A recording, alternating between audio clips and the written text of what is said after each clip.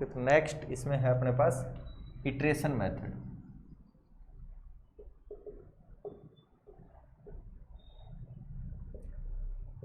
पुनरावर्ती विधि। ठीक है, क्वेश्चन सबसे इजी एक तरह से कह सकते हो इसके ही रहेंगे अपने पास, या इसको फिक्स्ड पॉइंट इटरेशन भी हम कहते हैं।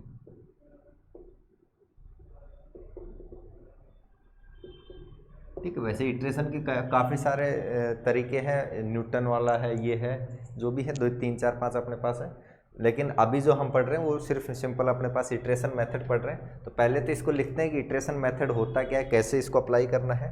तो मान लो कोई इक्वेशन आपको दी हुई है, लेट f(x = 0) बी ए गिवन इक्वेशन। माना f(x = 0) अपने पास कोई दिया हुआ समीकरण है, गिवन इक्वेशन।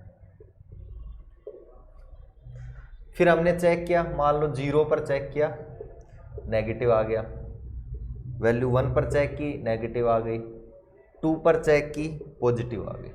ठीक है, ये सपोज करना आपको इस तरह से। अब ये जरूरी नहीं है कि आपके पास 0 1 2 हो, कोई और भी पॉइंट हो सकते हैं। इसके अलावा मान लो आपने 3 400 200 किसी पर भी चेक करके देखा, आपके पास नेगेटिव से पॉजिटिव में चेंज हो जाए या तो, या फिर पॉजिटिव से नेगेटिव में चेंज हो जाए। यानी आपने 0 पे देखा नेगेटिव था, 2 पर भी नेगेटिव, 3 पर भी नेगेटिव, 4 पर भी नेगेटिव। ठीक है, और जैसे पॉजिटिव में चेंज हुआ तो नेगेटिव से पॉजिटिव में चेंज हो जाए, या आपके पास पॉजिटिव पॉजिटिव चलता हुआ आ रहा था, नेगेटिव में चेंज हो जाए। तो वहां पर वो जो दोनों पॉइंट्स होंगे उनके बीच कहीं ना कहीं अपना एक रूट क्या करेगा, वहां पर एग्जिस्ट करेगा। ये चीज पहले आपको पता है। ठीक है, तो यहाँ पर 1 और 2 के, ये मानना है अपने को, 1 और 2 के बीच मान लो अपने पास कोई रूट मिल गया अपने को। दिस इंप्लाइज, अब बिकॉज f(1) पर अपने पास क्या है, नेगेटिव, एंड f(2) पर अपने पास क्या है, positive. So 1 root of the equation lies between 1 and 2। तो इसका एक रूट जो है, इस इक्वेशन का एक रूट हमें कंफर्म है कि 1 और 2 के बीच में कहीं ना कहीं मिलेगा, क्योंकि 1 पर नेगेटिव है और 2 पर अपने पास वैल्यू पॉजिटिव है। तो यानी ग्राफ कहीं ना कहीं से 1 पर ये है, मान लो 0 पर वैल्यू क्या आ रही है अपने पास, नेगेटिव, मान लो यहाँ पर आ गई, 1 पर नेगेटिव, यहाँ भी नेगेटिव है, 2 पर वैल्यू पॉजिटिव आ गई। तो जो ग्राफ चल रहा है उसको कहीं ना कहीं तो क्रॉस करना पड़ेगा बीच में, यानी अपने पास एक रूट तो कंफर्म है अपने को इस 1 से 2 के बीच में कहीं ना कहीं मिलेगा। ठीक है, ये वो चीज कहना चाह रहे हैं, क्योंकि कंटिन्यूअस फंक्शन की हम यहाँ पर बात करते हैं। देन अब वो हम बीच में जो मान लेते हैं, so let x0 = 1.5 initial root या इनिशियल अप्रोक्सीमेशन ऑफ रूट। ठीक है, जो अब आपको पता है कि 1 और 2 के बीच में कहीं ना कहीं रूट है। अब आपको रूट कहाँ होगा, जहां पर वैल्यू क्या आ जाए, 0 आ जाए, f(x = 0) हो जाए। तो हम क्या करेंगे कि थोड़ा सा रख के देख लेंगे कि 0.5 पर मान लेते हैं, 0.5 नहीं सॉरी 1 और 2 के बीच है, 1.5 पर मान लेते हैं अपने पास 0 के आसपास कहीं वैल्यू आ रही है। ठीक है, 2 पर वैल्यू बहुत ज्यादा आ रही है, मतलब वैल्यू तो यही निकाल चुके आप, 2 पर आपने वैल्यू निकाली, तो ये 2 पर वैल्यू तो बहुत ज्यादा आ रही है, 0 से 1 मतलब लगभग 1 के आसपास आ रही है। इस पर भी वैल्यू मान लो लगभग 0 के आसपास आ रही है, तो वो देख लेंगे जिसके भी आसपास। अब ये कोई फिक्स नहीं है कि आपको 1.5 लेना, 1.1 ले सकते हो, 1.2 ले सकते हो, 1.3 ले सकते हो, या इसके बीच में कोई भी वैल्यू ले सकते हो। उससे फर्क क्या पड़ेगा, फर्क ये पड़ेगा कि आपके जितने इटरेशन आपको करने पड़ेंगे, जो रूट आपको चाहिए उसके लिए जितने इटरेशन आपको करने पड़ेंगे वो थोड़े से नंबर ज्यादा या कम हो जाएंगे। भाई आपको 0 के आसपास वैल्यू निकालनी, तो आप इसके आसपास ही अगर इनिशियल रूट लोगे तो जल्दी से 0 मिल जाए, मतलब 0 के आसपास का जो रूट चाहिए वो जल्दी से मिल जाएगा। अगर मान लो आपने यहाँ पर ले लिया तो यहाँ से यहाँ तक पहुँचने में थोड़ा टाइम लग जाएगा।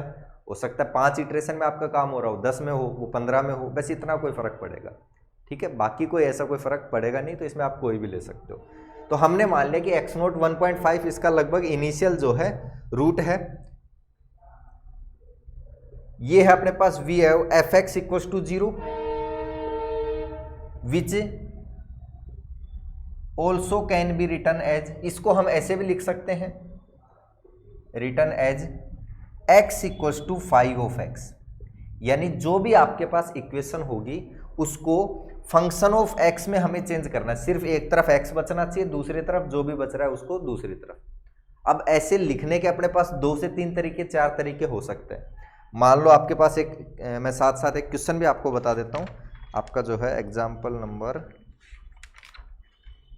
9। एग्जाम्पल नंबर 9 देखो क्या दिया हुआ है, ये दिया हुआ है, साथ में इसको भी देख लो। Example x³ minus x plus x square minus 1 equals to 0, ये आपको दिया हुआ है। इस पर 0 पर वैल्यू चेक किया हमने, 0 पर वैल्यू आ गई सर -1, 0 0 -1। 1 पर वैल्यू चेक की, 1 पर वैल्यू 1 1 2 -1 तो 1 आ गया। ठीक है, तो कंफर्म है, एक नेगेटिव आ गया, एक पॉजिटिव आ गया, तो एक रूट आपको कंफर्म है कि 0 से 1 के बीच मिलेगा। ये चीज़ कंफर्म है, इसमें कोई दिक्कत नहीं है। इनिशियल आपने मान लिया कि let x0 equals to 0.5, initial approximation. ठीक है, लेकिन ये चीज़ अभी बाद की बात है। इसमें पहले मैं क्या कह रहा हूं कि जो भी आपके पास fx इक्वल्स टू 0 है उसको हम x इक्वल्स टू 5x में लिखेंगे। अब इसको कैसे कैसे लिख सकते हो आप, एक तो ऐसे लिख सकते हो, x³ आपने इधर रख लिया, 1 उधर लेके गए और x² इधर लेके गए। ठीक है, ये चीज़ कोई दिक्कत। या फिर इसको ऐसे भी लिख सकते हैं 1 माइनस x² की पावर 1/3, बात वही है।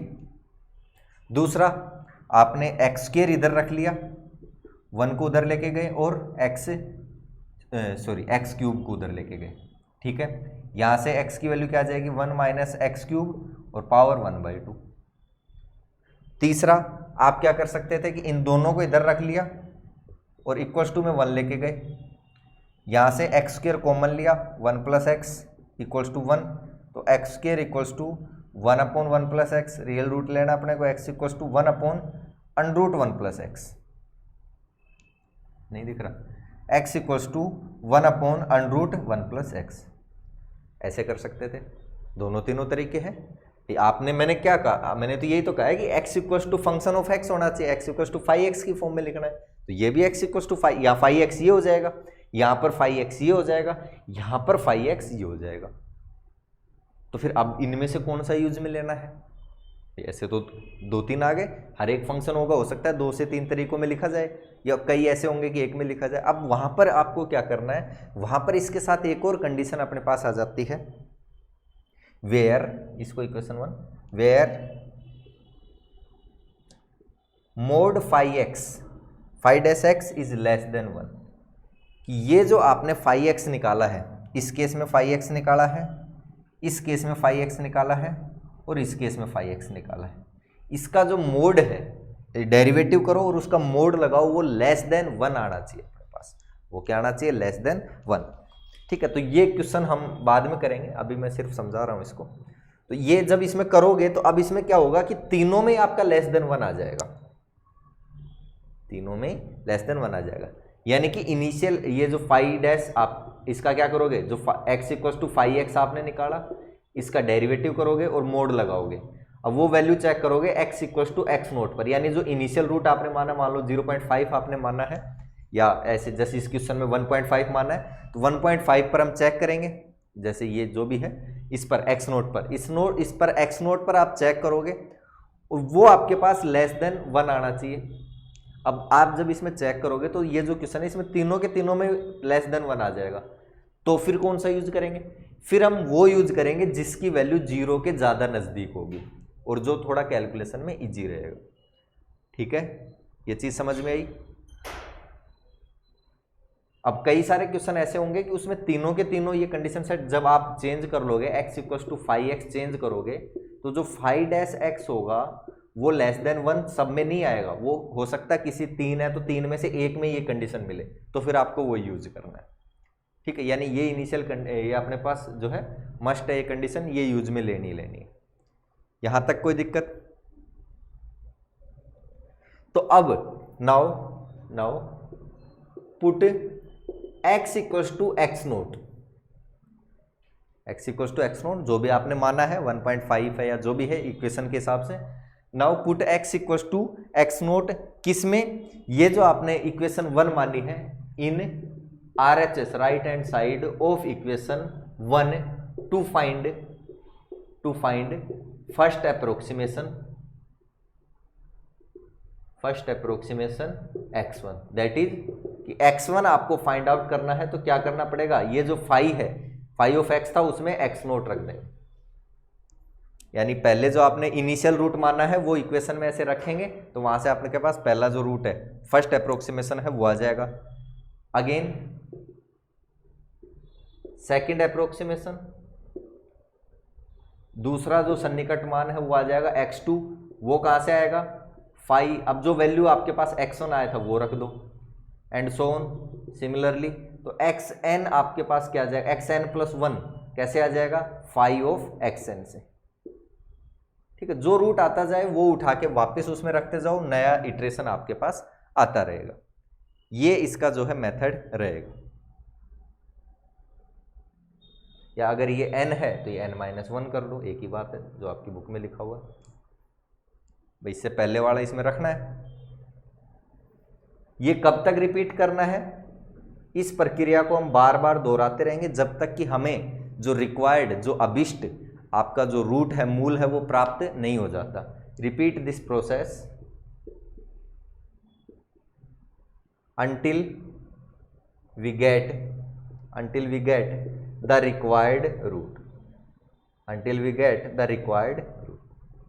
ठीक है, जब तक हमें जो रिक्वायर्ड रूट है वो नहीं मिल जाता तब तक हम इस प्रोसेस को क्या करते रहेंगे, रिपीट करते रहेंगे। ये आपका है इटरेशन मेथड।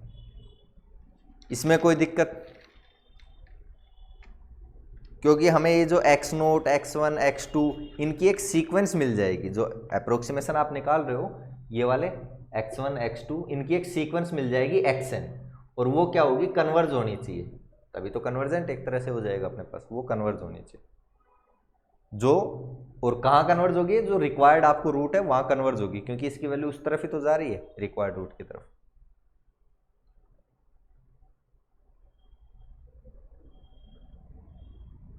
ठीक है,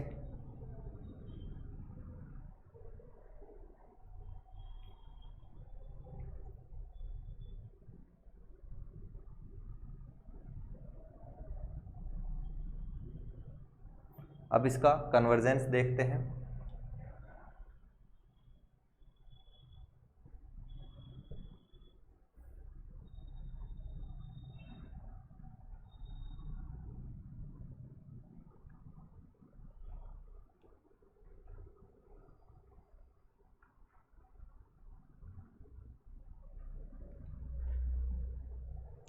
कन्वर्जेंस ऑफ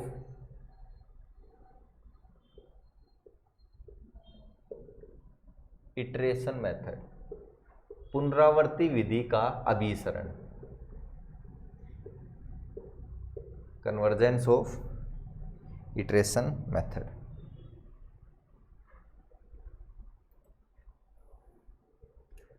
यानी कि हमें वो कंडीशन फाइंड आउट करनी है जिस कंडीशन के रेस्पेक्ट में ये क्या जो सीक्वेंस अपने पास एक तरह से बनेगी अप्रोक्सीमेशन वाली, वो कन्वर्ज करेगी, या जो प्रोसेस है, जो इटरेशन का जो प्रोसेस है वो क्या करे, कन्वर्ज करे। Now we have to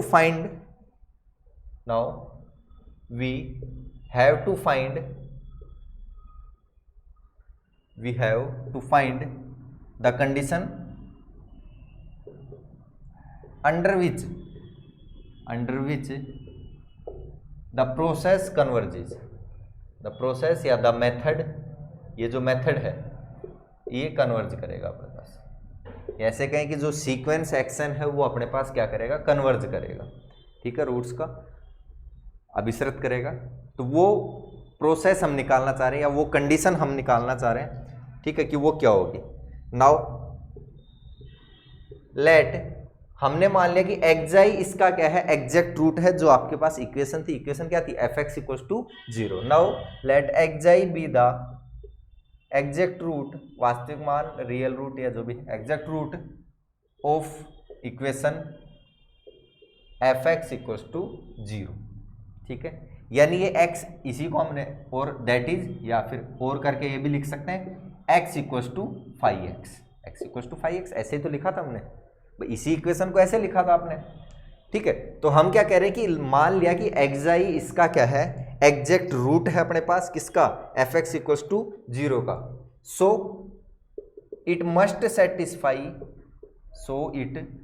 satisfy the equation, अगर यह इसका रूट है, मूल है, तो यह इस समीकरण को क्या करेगा, ये कंफर्म है कि इसको क्या करेगा, संतुष्ट करेगा, सेटिस्फाई करेगा।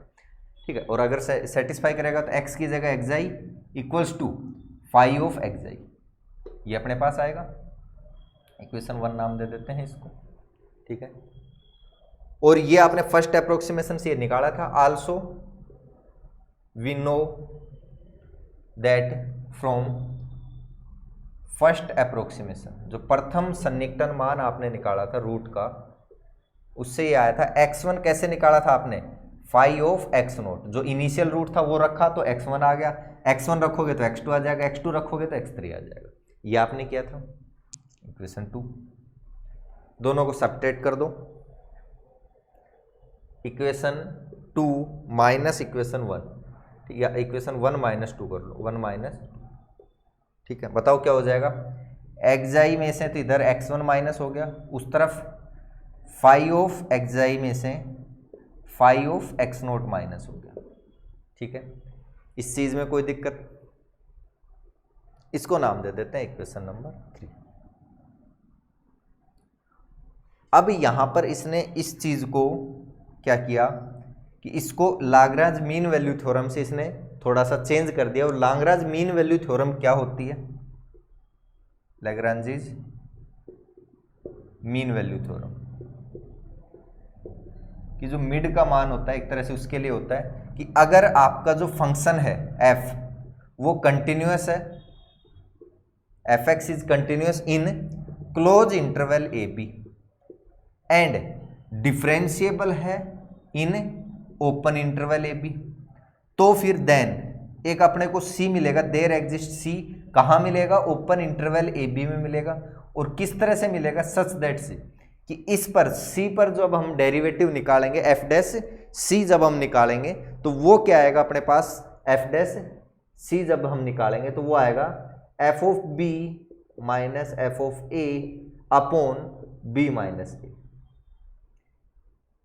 लाग्रांज मीन वैल्यू थ्योरम क्या कहती है कि f अगर कोई कंटिन्यूअस फंक्शन है क्लोज इंटरवल ए बी में और डिफरेंशिएबल है ओपन इंटरवल ए बी में, तब अपने को एक c मिलेगा ओपन इंटरवल ए बी में, और वो इस कंडीशन को सेटिस्फाई करेगा कि f डैश c अपने पास होना चाहिए f of b minus f of a upon b minus a। Sir exam में यूनिट हटाने से क्या फायदा है, फायदा कुछ नहीं है, आपको एक उनको जल्दी से करवाना है। ठीक है, वो हम बाद में बात करेंगे उस चीज की। तो अभी ये अपने पास f dash c equals to f of b minus ये हो गया, ये होती है लाग्रांज मीन वैल्यू। या फिर इसको ऐसे भी लिख सकता हूं मैं, f of b minus f of a, इसी से ये लिख रहा हूं, और इसको इधर मल्टीप्लाई करवा दो, b minus a f dash c, ये कंडीशन। ठीक है, तो ये तो रफ में साइड में लिख लेना कि आपको थोड़ा पता रहे कि ये वैल्यू हमने जो है कहां से लिखी, लाग्रांज मीन वैल्यू थ्योरम वाली।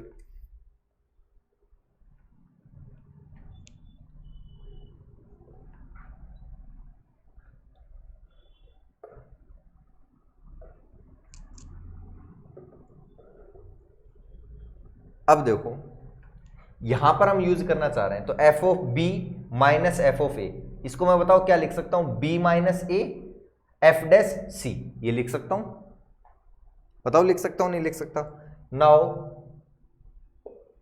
Bye using Lagrange's mean value theorem in equation 3 RHS right hand side में। ठीक है, यहां पर मैंने ये यूज की तो बताओ क्या बन जाएगी, ये आ जाएगा अपने पास five of xi minus five of क्या है x0 equals to b minus a, तो xi माइनस x0 और साथ में फाइव डैश xi नोट। ठीक है, तो अब xi नोट मान लो कोई नया आ गया, c जो भी है हमें नहीं पता।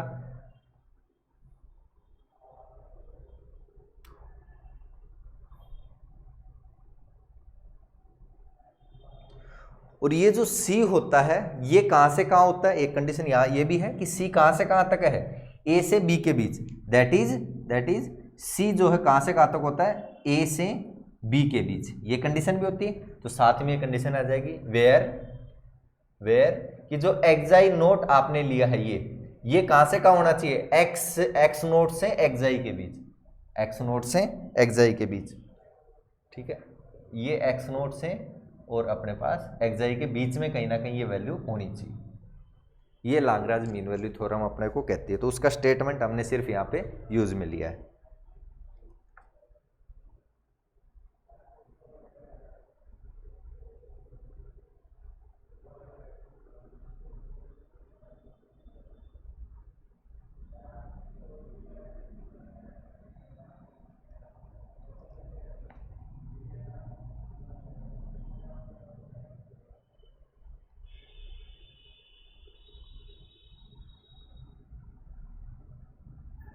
सो बाय इक्वेशन 3, अब इक्वेशन 3 में ये चीज यूज करेंगे हम, इसकी वैल्यू ये इसी की तो वैल्यू है, ठीक है। तो ये रखेंगे तो क्या आ जाएगा, xi minus x1 equals to, इसकी वैल्यू यहां से ले लेंगे, xi minus x naught phi dash xi naught, where जहां पर साथ में कंडीशन आ गई कि एक्स नोट से एक्साई नोट और एक्साई, इसके बीच में एक्स नोट और एक्साई के बीच एक्साई नोट अपने पास कहीं ना कहीं मिले, ये कंडीशन हो गई।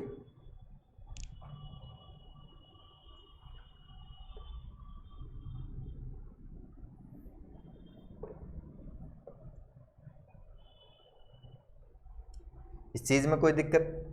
ऐसे ही हम अपने पास सिमिलरली फ्रॉम सक्सेसिव अप्रोक्सीमेशन, अब ये तो फर्स्ट अप्रोक्सीमेशन से आपने निकाला था, जो आगे के उत्तरोत्तर जो सन्निकटन होंगे या सक्सेसिव अप्रोक्सीमेशन होंगे x2 x3 x4, वहां से भी ये चीज आएगी अप्रोक्सीमेशंस।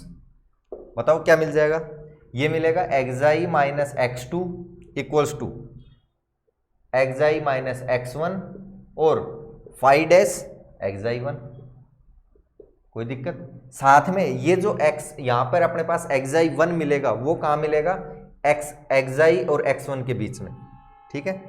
तो जो ये एक्साई 1 आपको यहां पर मिलेगा, ये कहां से मिलेगा, x1 से एक्साई के बीच, x1 से एक्साई के बीच, ठीक है।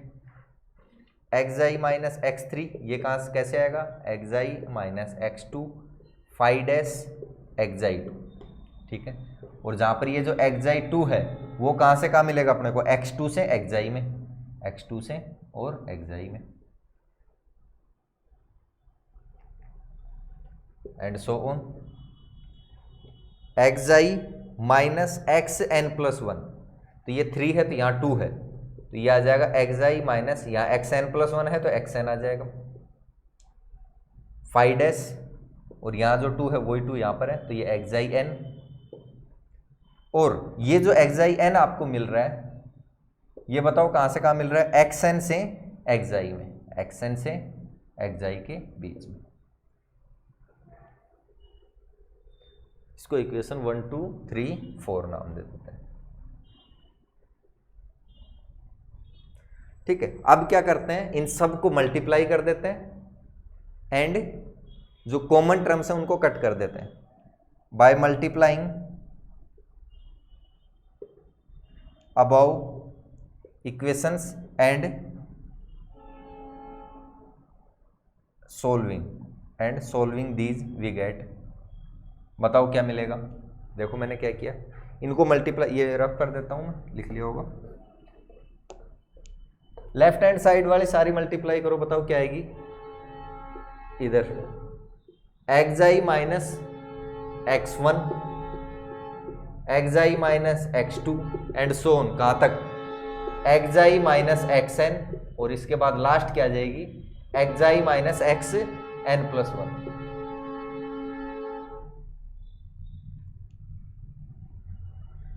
एक्साई माइनस एक्स एन प्लस 1, यहां तक आ जाएंगी। कोई दिक्कत इस चीज में, ठीक है। देखो x1 से लेकर एक्स एन प्लस 1 तक सारे लिख ली, इक्वल्स टू, दूसरी तरफ भी मल्टीप्लाई करवाना है, दूसरी तरफ बताओ क्या होगा, एक्साई माइनस एक्स नोट से लेकर एक्साई माइनस एक्स 9 तक, तो एक्साई minus x note xi minus x1 कहाँ तक, xi माइनस xn तक, ठीक है।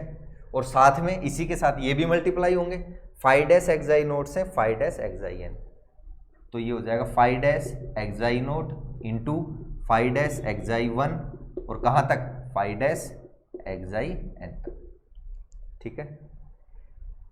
ये कैंसिल हो जाएंगे इसमें, कहाँ तक, n तक। तो देखो दूसरी तरफ तो उधर तो ये बच गया xi minus xn plus one equals to, और इस तरफ एक ये टर्म बच गई xi माइनस x नोट और साथ में ये सारी टर्म बच गई five dash xi note, phi dash xi1 and so on, कहाँ तक, फाइव डैश xin तक। इस चीज में कोई दिक्कत?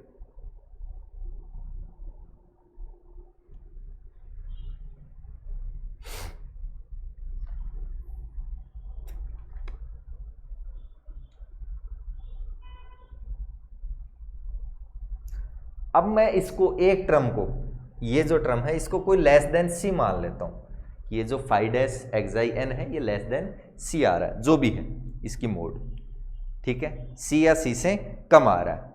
तो ये भी सी या सी से कम, ये भी सी या सी से कम, ये भी सी, कितने हैं, जीरो से लेकर एन, यानी 1 से n तक तो n हो गए और जीरो वाला भी है तो n प्लस वन, तो c की पावर n प्लस वन हो जाएगा ये भाई। अगर मैं ये मान लेता हूं इफ कि जो फाइव डैश xi है अपने पास, इसका mod less than equals to c है, इसका मोड मैंने क्या ले लिया, less than equals to c for all n, कोई भी n आप ले रहे हो, देन उस केस में बताओ ये अपने पास क्या हो जाएगा, इधर इसका mod xi minus xn plus one का mod less than equals to हो जाएगा, ये तो xi माइनस x नोट, ये जो टर्म है xi माइनस x नोट और c की पावर n प्लस वन, क्योंकि ये भी लेस देन c, ये भी लेस देन c, तो c इंटू सी इंटू सी इंटू सी, तो c की power n plus one, zero से और n तक है ना, तो 1 से n तक तो n हो गया, एक ही हो गया, तो c की पावर n प्लस वन।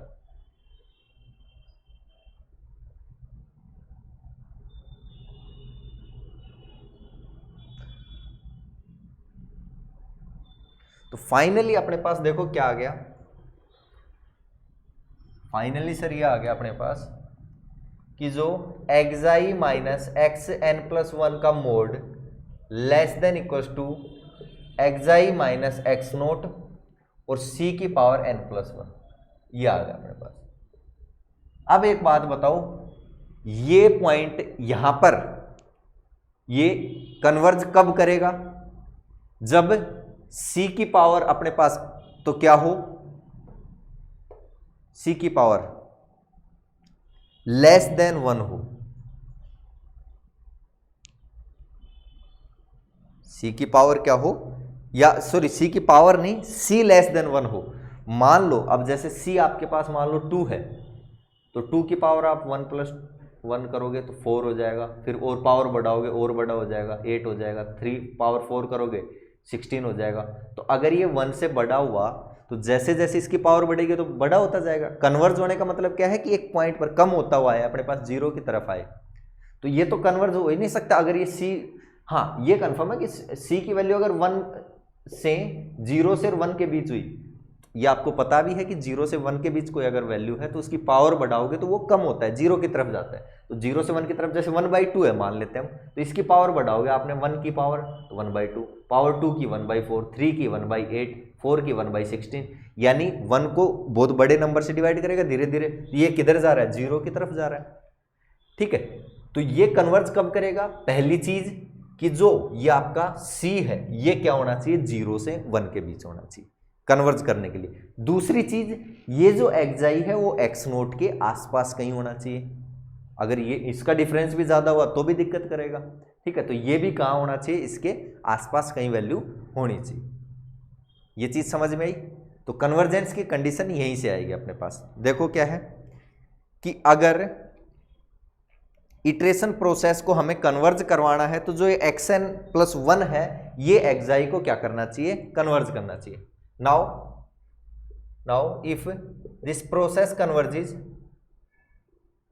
अगर ये प्रोसेस अभिसृत होता है, देन जो xn+1 है वो कहाँ कन्वर्ज करेगा, इज या कन्वर्जिज टू xn+1 कन्वर्जिज टू कहाँ कन्वर्ज करेगा, xi को।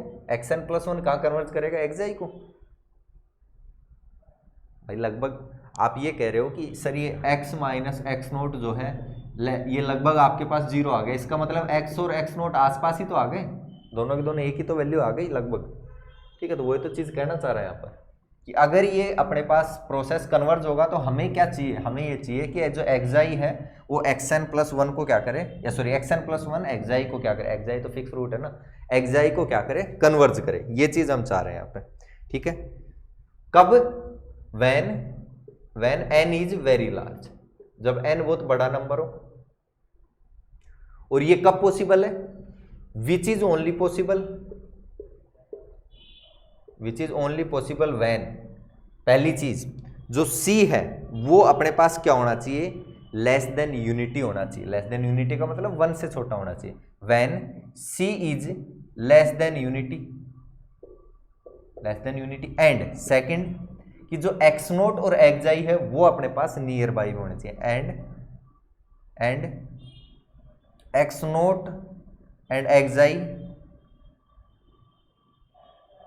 Must be in near by of each other.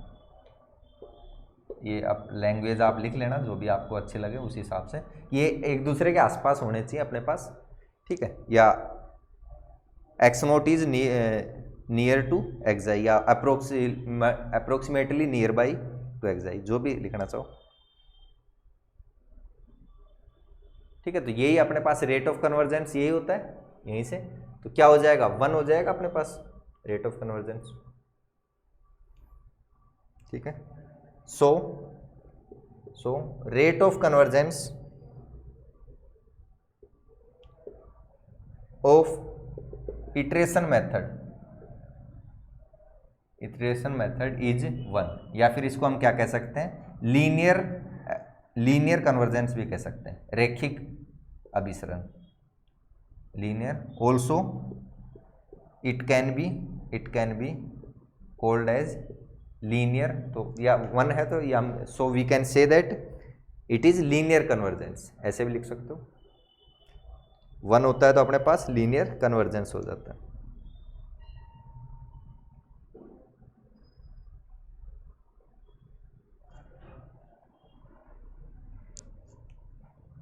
क्योंकि हम क्या ले रहे हैं कि C आपका क्या होना चाहिए, भाई आपने यही तो लिया था कि कन्वर्ज कब करेगा, ये less than equal to C अपने पास हो, उस केस में।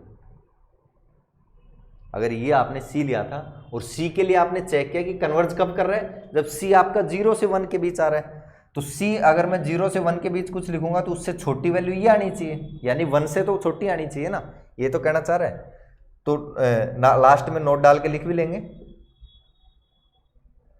इटरेटिव मेथड कन्वर्जेज की जो पुनरावर्ती विधि है वो अभिसरित होगी, कन्वर्जेज इफ क्या कंडीशन थी, phi dash xi is less than equals to 1,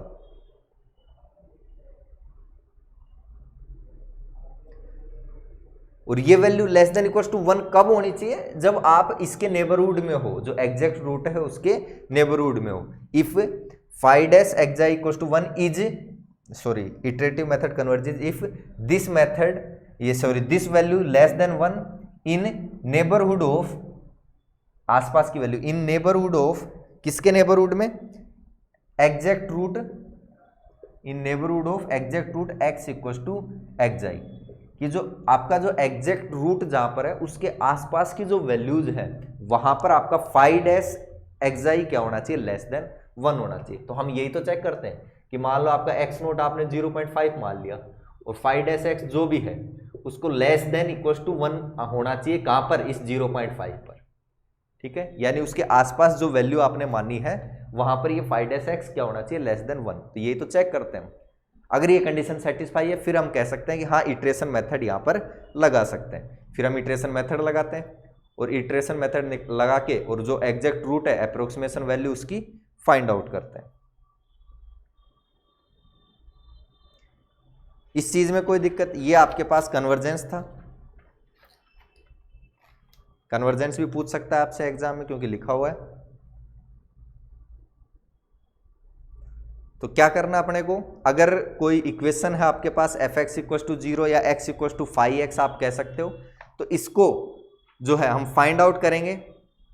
इसके लिए रूट फाइंड आउट करने के लिए हम क्या करें, y = x या फिर y = 5(x) जो भी है, ये कर्व या और ये इक्वेशन, इन दोनों का point of intersection find out करेंगे। जो भी पॉइंट ऑफ इंटरसेक्शन, अब अगर मान लो ये पॉइंट ऑफ इंटरसेक्शन मिला ही नहीं आपको, तो वहां पर कोई भी इसका रियल रूट अपने पास नहीं मिलेगा। ठीक है, हाँ, अगर पॉइंट ऑफ इंटरसेक्शन मिल गया तो उसके बाद अपने पास जो कंडीशंस हैं वो हम चेक करेंगे।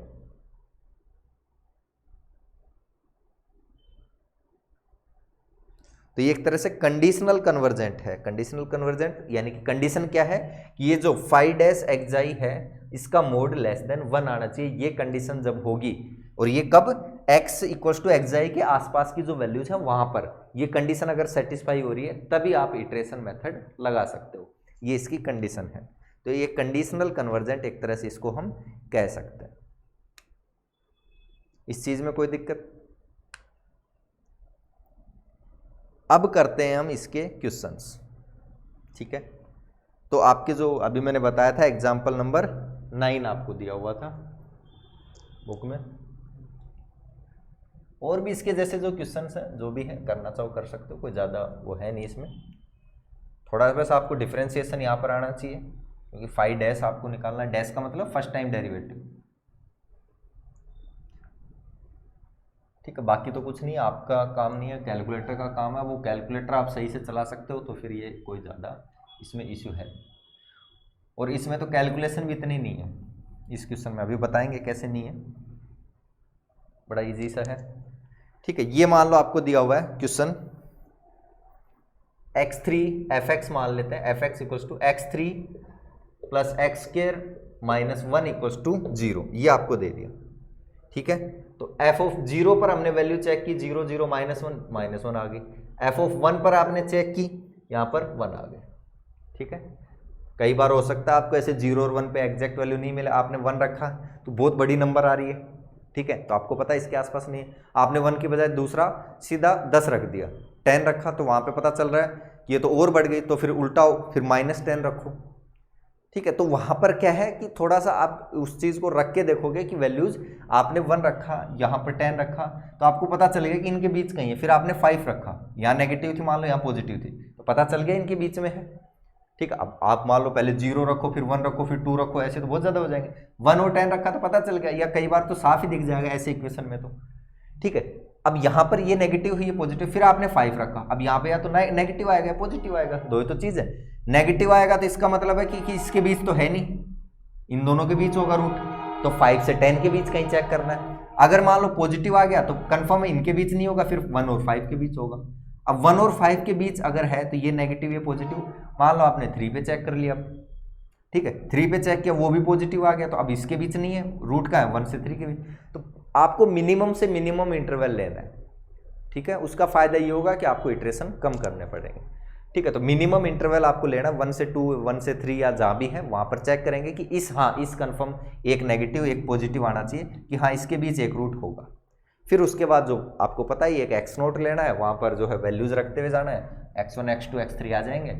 फिर वो जितने पॉइंट तक आपसे पूछता है कि ठीक है, जैसे आपसे पूछ लिया कि 4 पॉइंट तक आप जो है इटरेशन इसका निकालो, 4 पॉइंट तक हो, तो आपका आंसर मान लो ये आ रहा है 0.1359 ये जो।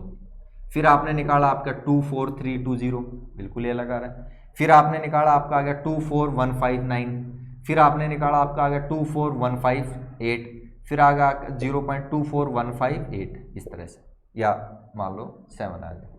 ठीक है, अगर वो पूछ रहा है कि 4 पॉइंट तक आपका इटरेशन निकालना है, तो आप देखोगे कि 4 पॉइंट तक आपकी वैल्यू अब क्या आने लग गई, सेम आने लग गई। 2 4 5 वैल्यूज के बाद 4 पॉइंट तक फिक्स हो जाएगी।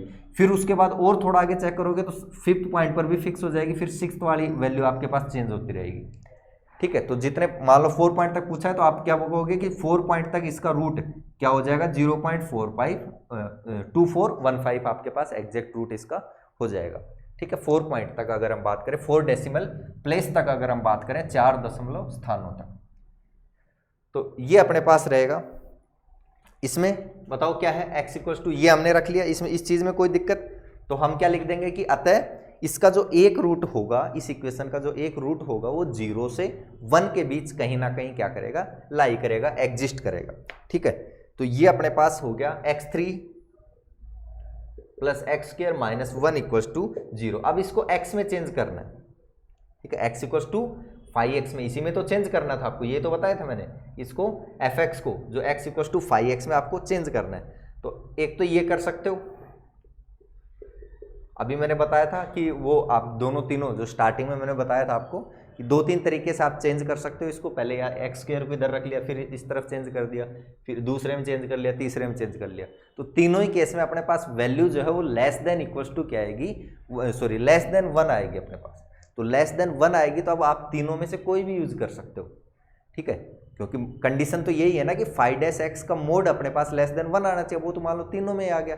तो फिर क्या करोगे, फिर उसमें आपको ये देखना है कि किस में वैल्यू 0 के बिल्कुल नजदीक आ रही है, ताकि आपको वहां पे कम से कम अप्रोक्सीमेशन वहां पर करने पड़े। तो हम चेक करेंगे कि इसमें जो है वैल्यू लगभग क्या आएगी, अपने पास कम आएगी। तो हमने ये यूज कर लिया कि ये है sir x equal to 5x, where 5x क्या हो जाएगा बताओ, 5x ये हो जाएगा 1/√1 + x।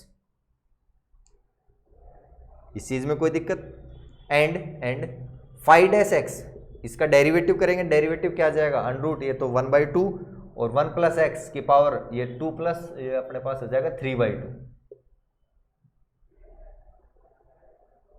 ठीक है, एक पावर कम एक पावर आगे आ जाती है, वही तो होता है।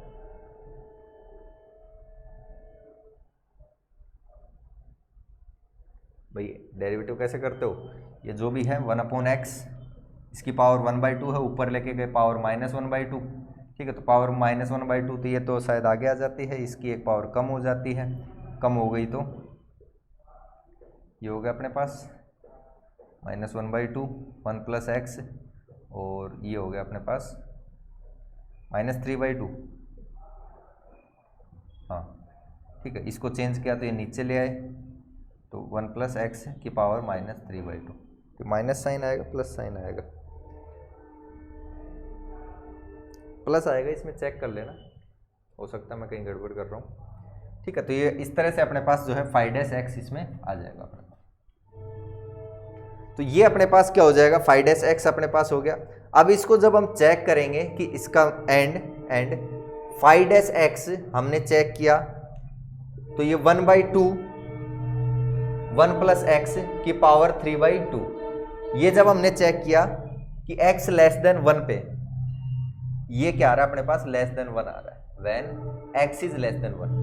x लेस देन 1 यानी कि अपने जो वैल्यू थी अपने पास 0 से 1 के बीच ही है ना भाई, एक रूट ये 0 पे नेगेटिव आ रहा है, 1 पे पॉजिटिव आ रहा है, तो 0 से 1 के बीच ही कहीं ना कहीं होगा, 0 से 1 पे कहीं ना कहीं होगा। तो 0.5 पे हमने चेक करके देखा, तो 0.5 पर आप यहां पर चेक करोगे लगभग, तो ये 1 पॉइंट कुछ वैल्यू हो जाएगी, 1 पॉइंट कुछ, इसकी वैल्यू 3/2, तो ये अपने पास कुछ ना कुछ वैल्यू बचेगी, और अपॉन 2 तो 1/2, तो लगभग ये अपने पास अब ओबियसली सी बात है 1 से बड़ी तो ये वैल्यू जा ही नहीं सकती ना। 1 से बड़ी कब जा सकती है, जब ये टर्म आपकी क्या आ जाए, 1 से छोटी आ जाए, ये जो नीचे वाली टर्म है ये 1 से छोटी आ जाए, 1 से छोटी आएगी तो 1/1/2, तब ये जाके 1 से बड़ी हो सकती है ऊपर जाके, बट ये वैल्यू 1 से छोटी आएगी नहीं, क्योंकि इसके मल्टीप्लाई में 2 है।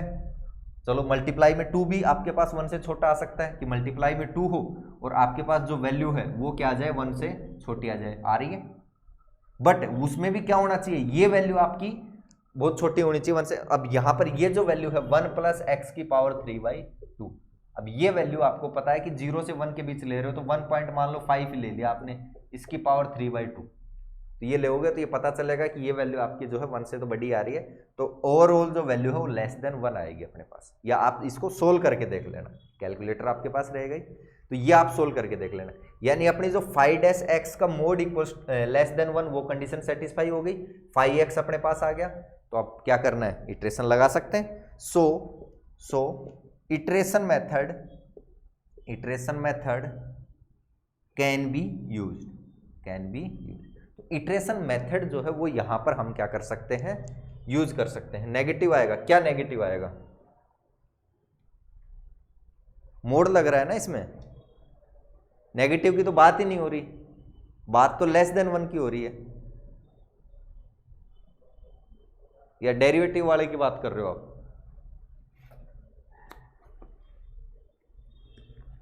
डेरिवेटिव की बात कर रहे हो क्या? एक सेकेंड,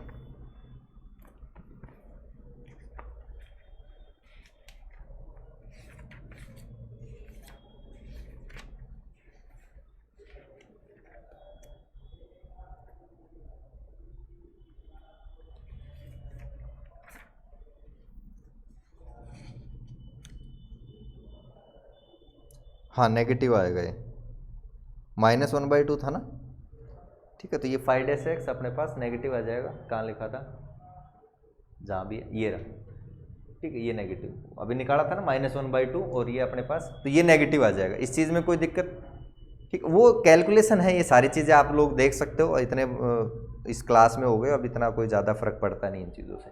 ये वैसे भी आपके पास डेरिवेटिव आपको अलग अलग आएंगे, तो वहाँ पे करने ही पड़ेंगे वो, ठीक है। तो वो अब दूसरा कुछ कर दोगे तो वहाँ पे अलग डेरिवेटिव आ जाएगा। तो ये चीज़ हो गई अपने पास, लेस देन 1 आ गया, ठीक है। तो अब इसमें हम जो है सोल्व कर सकते हैं। तो अब आप इनिशियल रूट इसका मान लो, now let initial root of equation f(x = 0) is, ये हमने मान लिया x0 0.5, 0 से 1 के बीच ही तो कहीं ना कहीं होगा, तो हमने इनिशियल रूट 0.5 मान लिया। 0.5 क्यों माना भाई? सर मैं तो नहीं मानूंगा, मैं तो 0.8 मानूंगा। मान लो, कौन मना कर रहा है, ठीक है। 0.5 की जगह 0.8 मान लो, 0.6 मान लो, 0 से 1 के बीच कुछ भी मान लो आप, कोई दिक्कत नहीं। इटरेशन पे थोड़ा सा फर्क पड़ेगा बस, ठीक है, कोई फर्क नहीं पड़ेगा।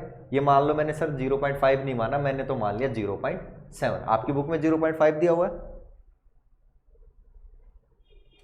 हाँ ठीक है। तो मैंने मान लिया सर 0.7, कोई दिक्कत नहीं है, मान लिया भाई। फर्स्ट अप्रोक्सीमेशन आप निकालो, फर्स्ट अप्रोक्सीमेशन बताओ कैसे निकलेगा? x1 आएगा, फर्स्ट अप्रोक्सीमेशन को x1 कहते हैं। कैसे आता है? फाई ऑफ x0 से आता है, यानी कि फाई ऑफ x0 का मतलब है कि कहाँ गया फाई,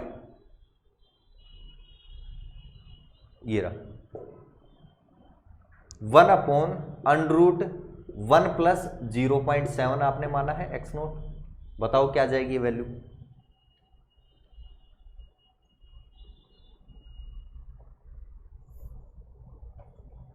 ये वैल्यू निकाल के बताओ मुझे क्या आएगी।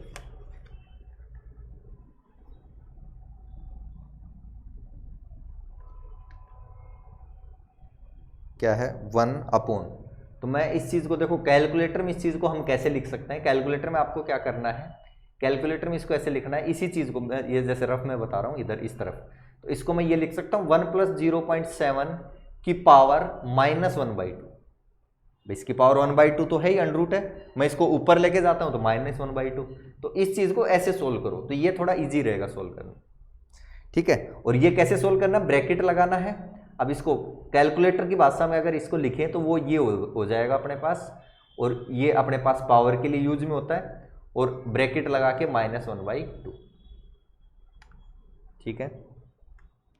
तो bracket 1 + 0.7 bracket close, power bracket -1/2, तो इसको 0.5 लिख लेते हैं, क्यों लिखे फालतू, इक्वल्स टू, तो ये आ जाएगी अपने पास कुछ, मैंने 4 पॉइंट तक फिक्स कर रखा है, अपने को 5 पॉइंट में चाहिए, तो एक सेकंड में 5 पे फिक्स कर लेता हूँ।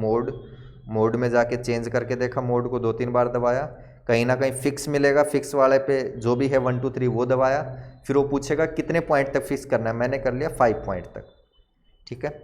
अब मैं वापस इसको सोल्व करता हूँ, तो ये तो 1.7 इसकी पावर और ये -1/2, तो -0.5 इसकी पावर, तो ये आ गई अपने पास कुछ 0.76696। बताओ यही आ रही क्या?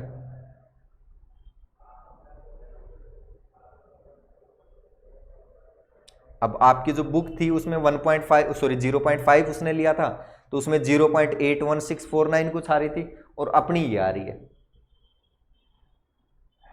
अब ये क्यों आ रही है अपनी? क्योंकि आपने जो 0.7 लिया है ना, वो एग्जैक्ट रूट 0.7 के आसपास ही है, तो आपकी रूट, आपकी जो वैल्यू है वो और जल्दी नजदीक आएगी। ठीक है,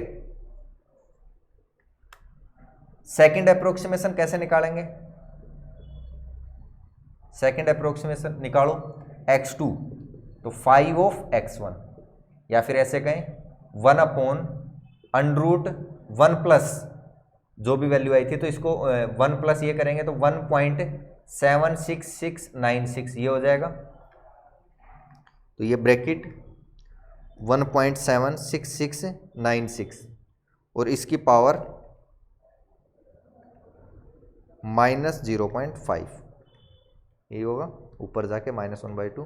तो ये आ जाएगी अपने पास कुछ 0.75229। सर कैलकुलेटर में नेगेटिव कैसे लगाएं? नेगेटिव साइन है ना अपने पास, ये प्लस माइनस वाले साइन है, नेगेटिव क्यों कैसे लगाना, मतलब एक सेकेंड।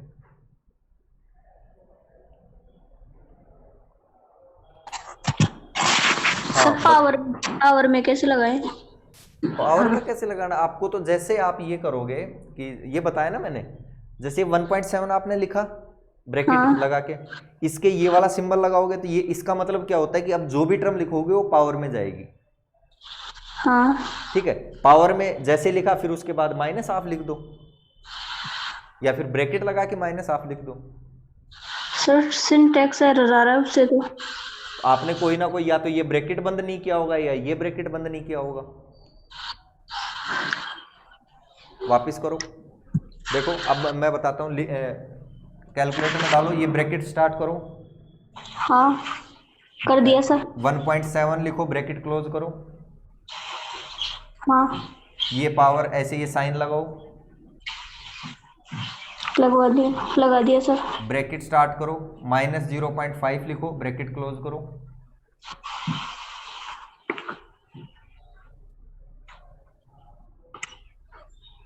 कर दिया सर। क्या आ रहा है? यही आ रहा है सर अब तो। 0.76696 आ रहा है। हाँ हाँ ठीक है, सिंटैक्स एरर कब आता है? जब आप या तो कहीं ना कहीं दो सिंबल यूज कर देते हो, ठीक है, या कोई ब्रैकेट क्लोज नहीं कर देते हो, यानी कि कुछ ना कुछ वहां पर एरर आ जाता है। मैथमेटिकल एरर शायद आता है जब आपके पास इन्फिनिटी वगैरह की टर्म बनती है, तो उस टाइम पे मैथमेटिकल एरर आ जाता है, 1/∞ टाइप का कुछ बना देते हो। तो अगर कहीं ब्रैकेट वगैरह में गड़बड़ कर देते हो, लास्ट में मान लो आपने यहाँ पे प्लस साइन छोड़ दिया, ठीक है, तो उन केस में क्या आ जाता है अपने पास, सिंटैक्स एरर दिखा देता है।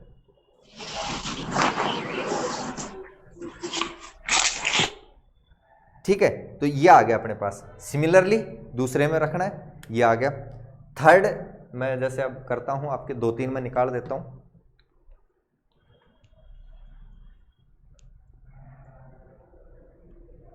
तो अब मैं प्रोसेस नहीं लिखूंगा, जैसे ये आपने ये लिखना है ना, फर्स्ट अप्रोक्सीमेशन, सेकंड, x3 बताओ क्या आ जाएगा, 1.75229, इसकी पावर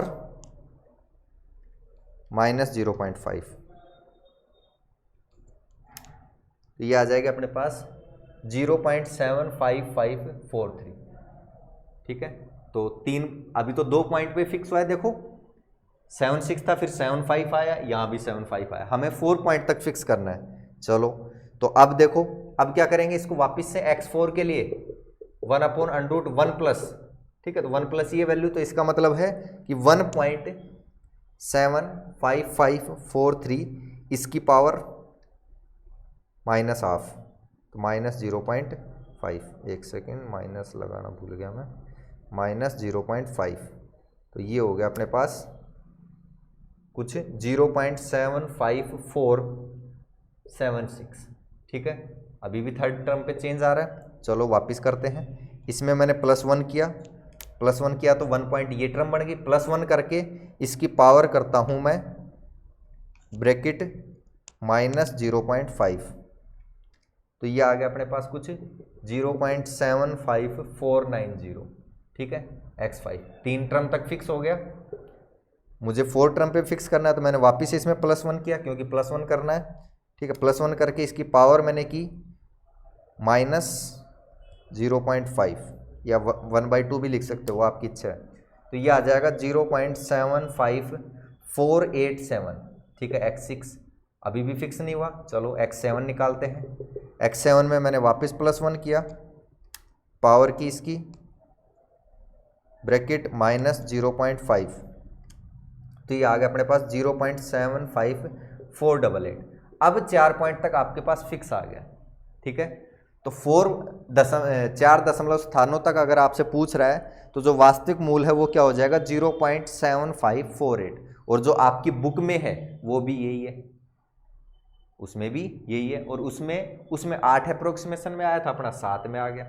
तो कोई फर्क नहीं पड़ेगा, आप 0.7 ले रहे हो, 0.6 ले रहे हो, 0.5 ले रहे हो, उस इंटरवल में आप कुछ भी वैल्यू ले रहे हो, उससे सिर्फ ये फर्क पड़ेगा कि आपके अप्रोक्सीमेशन नंबर 1 से ज़्यादा 2 से ज़्यादा फर्क पड़ सकता है, बाकी कोई फर्क नहीं पड़ेगा। आपके पास आंसर क्या आ जाएगा, सेम आ जाएगा वहाँ पर, ठीक है। अब इस चीज़ को, ये तो आपने किया कि लॉन्ग मेथड से इसको सोल्व करना है। अब मैं बताता हूँ कि ये जो वैल्यूज आपने निकाली है ये आपको डायरेक्ट कैसे निकालनी है, ठीक है। एग्जाम में इतना टाइम इसमें नहीं लगेगा। तो अब अपने पास ये था सर कि 1/√1 + x, यही था। ये आपको जो है सॉरी x1 निकालने के लिए ये था, x1 के लिए, और इक्वल्स टू यहाँ पर x0। जब x1 था तो यहाँ x0 रखा, x2 था तो x1 रखा, x3 था तो x2 रखा, यही तो किया आपने। तो यहाँ पे जब x1 निकालना था तो यहाँ x0 वाली वैल्यू रखी जो आपने मानी थी, फिर आपने x2 तो x1। तो अब इसको मैं क्या करता हूँ, इसको एक कॉमन इक्वेशन में चेंज कर लेता हूँ जो सब में काम आ जाए। अब वो कैसे चेंज होगी, वो ये होगी कि पहले तो आपने जो x0 माना है 0.57 वो रखो, वो वैल्यू इसमें 0.7 टाइप की, ये साथ साथ करो, ये चीज़ समझ में आए, 0.7 टाइप की, और इक्वल का साइन दबाया, इक्वल का साइन दबाया तो 0.70000 जो भी आया ये आ जाएगा। मतलब 5 पॉइंट तक आपने फिक्स कर रखा है तो 5 पॉइंट में आ जाएगा, 4 तक फिक्स कर रखा है तो 4 में आ जाएगा। इसका मतलब अब यहाँ अब मैंने कुछ नहीं दबाया, ये सिर्फ ये आया है, मैंने 0.7 लिखा, उसको इक्वल टू का साइन दबाया, इक्वल टू का साइन दबाते ये आ गया। अब यानी कि इसका जो फिलहाल जो कैलकुलेशन इसमें है उसमें ये चीज़ क्या है, आंसर है आपके पास, जो 0.7 है वो क्या है अपने पास, आंसर है। और मुझे ये जो आंसर है वो यहां पर फिट करना है, यहां पर फिट करना है। क्यों? क्योंकि आंसर जो आया आपका, ये जो 0.7 जो आंसर था, इसको यहां फिट करूंगा तो जो कैलकुलेशन निकल के आएगी वो ही आएगी। तो यहां पर फिट करने का मतलब क्या है कि मैं यही तो कर रहा था कि 1 + आंसर और इसकी पावर -1/2, या फिर ऐसे कहूं कि इसकी जो पावर है वो -0.5, ये लिख दूं मैं। अब इस चीज का फायदा ये होगा कि जैसे आप ये करके और इक्वल दबाओगे, अब एक बार करो, अभी तक देखो आंसर आपने कर दिया इसमें, एक सेकेंड देखो मैं वापस करता हूं, 0.7 = मैंने 0.7 लिखा, =2 कर दिया। प्रोसेस में बता दे रहा हूं कि जो भी आपका x0 है वो आपको लिखना है, टाइप करना है, उसके बाद =2 का साइन आपको दबाना है। इससे क्या होगा कि ये जो वैल्यू है वो आंसर बन जाएगी, ठीक है। अब आंसर आपके बन गया, फिर उसके बाद जहां जहां आपको x इसमें पुट करना है इस तरफ, उसकी जगह आप आंसर लिख दो। तो मैंने ये लिख दिया ब्रैकेट 1 + आंसर और bracket close, 1 + answer bracket close, power, फिर ब्रैकेट में -0.5 और ब्रैकेट क्लोज। यहां तक का काम हो गया। मैंने दबा दिया इक्वल दबाते ही मेरे पास वैल्यू आई ये 0.76696, 0.76696। बताओ आई नहीं आई? फिर मैंने क्या किया, मैंने दोबारा इक्वल दबाया तो मैंने ये वैल्यू आई मेरे पास 0.75229। फिर मैंने फिर से इक्वल दबाया, मेरे पास वैल्यू आई 0.75543। मैंने फिर से इक्वल दबाया, इसमें अपने पास वैल्यू आई 0.75476। फिर मैंने इक्वल दबाया, यहाँ पे वैल्यू आई ये, फिर मैंने इक्वल दबाया ये, फिर वैल्यू इक्वल दबाया ये। यानी कि आपको कैलकुलेशन सिर्फ एक बार फिट करनी है, उसके बाद आपके पास आंसर सारे के सारे ही आ जाएंगे। हाँ, लेकिन एग्जाम में ऐसे थोड़ी लिख के आना है, एग्जाम में आपको हर एक में पहले ये लिखना है, ये स्टेप लिखना है, फिर उसके बाद जो वैल्यूज आती जाएंगी वो यहाँ पर लिखते हुए जाना है, ठीक है। ये मैंने डायरेक्ट लिख दिए, डायरेक्ट नहीं लिखना है आपको, इस तरह से आपको सोल्व करना है कि x1 ये होगा, x2 ये होगा, x3 ये होगा, इस तरह से। अब एक बार ये रख के देखो कि ये जो चीज़ मैंने ये जो चीज़ बताई है ये आपके पास हो रही है या नहीं हो रही। ये इटरेशन में आपने जो है काम आएगा।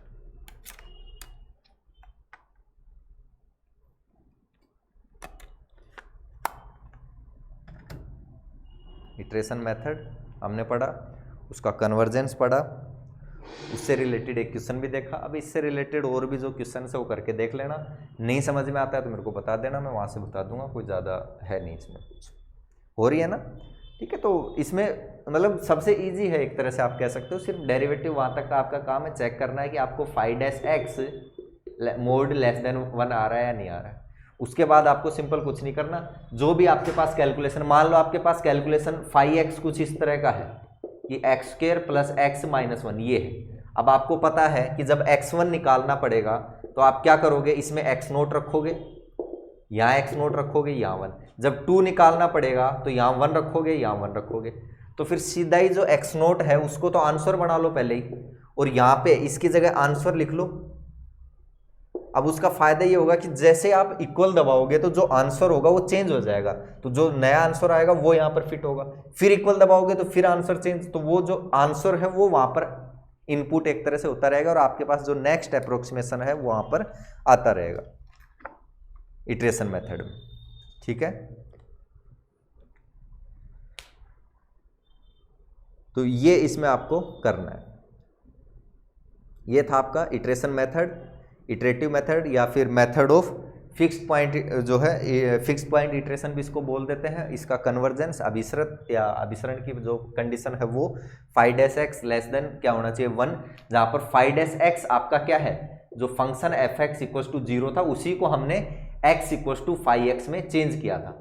यानी एक तरफ आपको सिंपल एक्स रखना है, दूसरी तरफ बाकी जो भी बच रहा है उसको दूसरी तरफ ले जाना है। ठीक है, अब दूसरी तरफ ले जाने के 2-3 तरीके हो सकते हैं, बट उसमें से आपको यूज कौन सा लेना है, जिसका भी डेरिवेटिव उस पॉइंट पर जो आपके पास जो पॉइंट ले रहे हो, या ऐसे कहें कि x लेस देन 1 पर अपने पास फाई डैश एक्स भी क्या आ रहा हो, लेस देन 1 आ रहा हो, उसका मोड। ठीक है, नेगेटिव भी आ सकता है, तो वहां पे मोड हमने इसलिए लगा दिया।